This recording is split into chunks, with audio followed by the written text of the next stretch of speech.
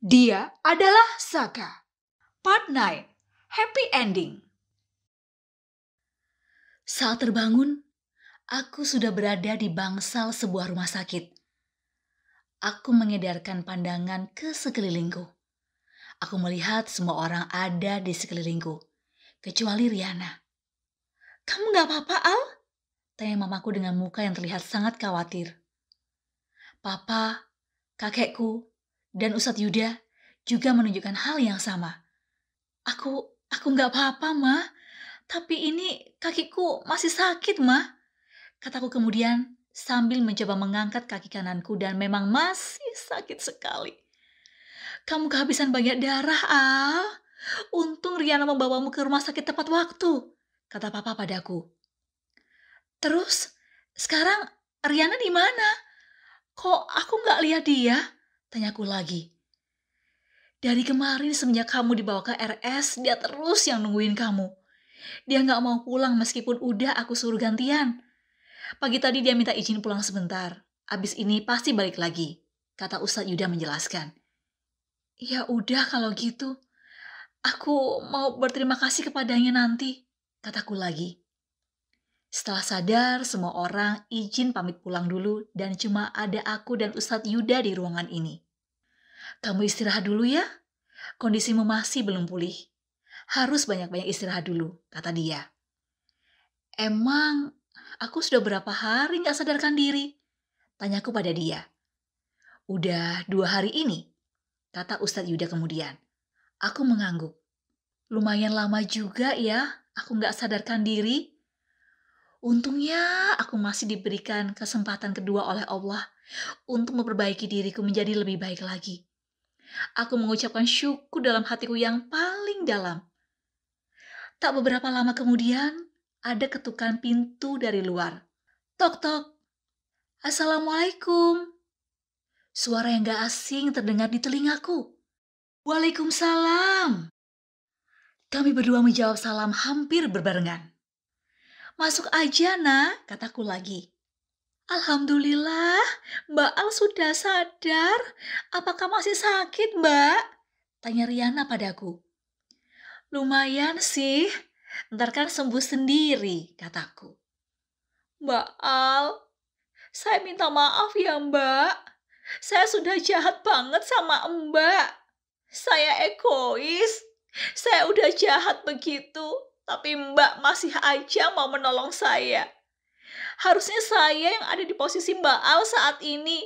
Harusnya saya yang merasakan sakitnya, bukan Mbak Al. Tolong maafin saya ya, Mbak," kata dia sambil menatapku dan meneteskan air mata. Aku melihat ketulusan di matanya. Kemudian dia bersimpuh dan mencium kedua tanganku. Kemudian aku memegang tangannya. "Riana, dengar ya. Aku udah anggap kamu seperti adikku sendiri. Sebelum kamu minta maaf, aku sudah memaafkan kamu duluan. Sudah, lupakan saja ya. Yang penting sekarang kamu udah gak marah lagi sama aku," kataku lagi. "Enggak, Mbak. Aku udah sadar. Saya gak marah lagi sama Mbak Al. Saya ikhlas lahir batin, Mbak. Sekarang saya baru sadar Mbak Al orang yang baik. Mbak Al adalah orang yang paling pantas mendampingi Ustadz Yuda. Sekali lagi, maafkan saya ya, Mbak. Saya salah menilai Mbak Al," kata dia sambil tetap meneteskan air matanya. "Iya, Riana, sudah ya. Kamu gak perlu minta maaf lagi," kataku lagi. "Iya, Mbak. Sekarang Mbak fokus sama pengobatan aja ya, Mbak. Biar kondisi Mbak Al cepat sembuh," kata dia lagi. "Iya, makasih Riana." Ustadz Yuda hanya diam mematung melihat percakapan kami berdua dan kemudian ada seulas senyum tipis menghiasi bibirnya. Dan perasaanku menjadi lega karena masalahku dengan Riana sudah selesai. Dia sudah bisa menerima perjodohanku dengan Ustadz Yuda dengan ikhlas. Beberapa bulan kemudian, tepatnya 10 bulan setelah aku keluar dari rumah sakit adalah tepat hari di mana akad nikah kami digelar di salah satu masjid besar yang dekat dengan rumahku. Ya, akad nikah akan dilangsungkan di kota kelahiranku dan untuk pesta pernikahan akan digelar di dua tempat. Di kota ini dan di kota kelahiran Ustadz Yuda. Sementara itu, Ustadz Yuda tampak gugup dan berkali-kali menghembuskan nafas berat lalu bersikir. Mencoba menenangkan diri, dia tampak gagah dengan pakaian adat Jawa bernuansa serba putih. Sedangkan aku masih berada di ruang rias. Aku mengenakan kebaya muslimah bernuansa putih. Aku juga merasa sangat gugup dan deg-degan. Pasalnya sebentar lagi aku akan jadi orang yang sangat bahagia karena bisa menikah dengan orang yang aku cintai.